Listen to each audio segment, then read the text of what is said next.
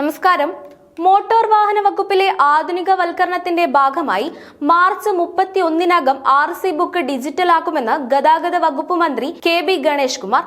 Road സുരക്ഷാ fund ഉപയോഗിച്ച് motor വാഹന വകുപ്പ് വാങ്ങിയ 20 ബൊലേറോ വാഹനങ്ങൾ കനകക്കുന്നിൽ ഫ്ളാഗ് ഓഫ് ചെയ്യുകയായിരുന്നു. ഡ്രൈവിംഗ് ടെസ്റ്റ് പാസ്സായി ഇറങ്ങുമ്പോൾ തന്നെ ലൈസൻസുമായി പോകാവുന്ന സംവിധാനം ഒരുക്കും. ഇതിനായി മോട്ടോർ വെഹിക്കിൾ ഇൻസ്പെക്ടർമാർക്ക് ടാബ് നൽകും. ടെസ്റ്റ് പാസ്സാകുന്നതോടെ ഇൻസ്പെക്ടർമാർ ടാബിൽ ഇൻപുട്ട് നൽകുന്നതിനനുസരിച്ചാണ് ഉടനടി ലൈസൻസ് ലഭ്യമാകുക.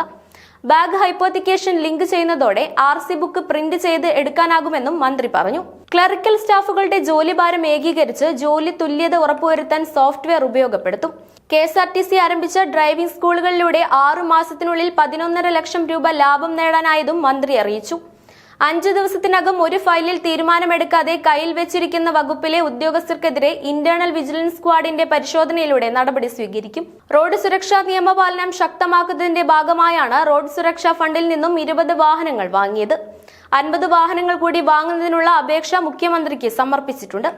വാങ്ങിയ വാഹനങ്ങളിൽ ബ്രത്ത് അനലൈസർ, മുന്നിലും പിന്നിലും ക്യാമറ, റഡാർ, ഡിസ്പ്ലേ യൂണിറ്റ് തുടങ്ങിയ അത്യാധുനിക സംവിധാനങ്ങൾ കൂട്ടിച്ചേർക്കും. ഡിസ്പ്ലേയിൽ 6 ഭാഷകളിൽ നിയമലംഘനവും പിഴയും പ്രദർശിപ്പിക്കും. പരിശോധനയ്ക്കായി MVD ഉദ്യോഗസ്ഥർക്ക് വാഹനത്തിൽ നിന്നിറങ്ങേണ്ടതില്ല. വാഹനം ഓടിക്കുന്നവരുടെ യാത്ര തടസ്സപ്പെടുത്തേണ്ട ആവശ്യമില്ലെന്നും മന്ത്രി വ്യക്തമാക്കി.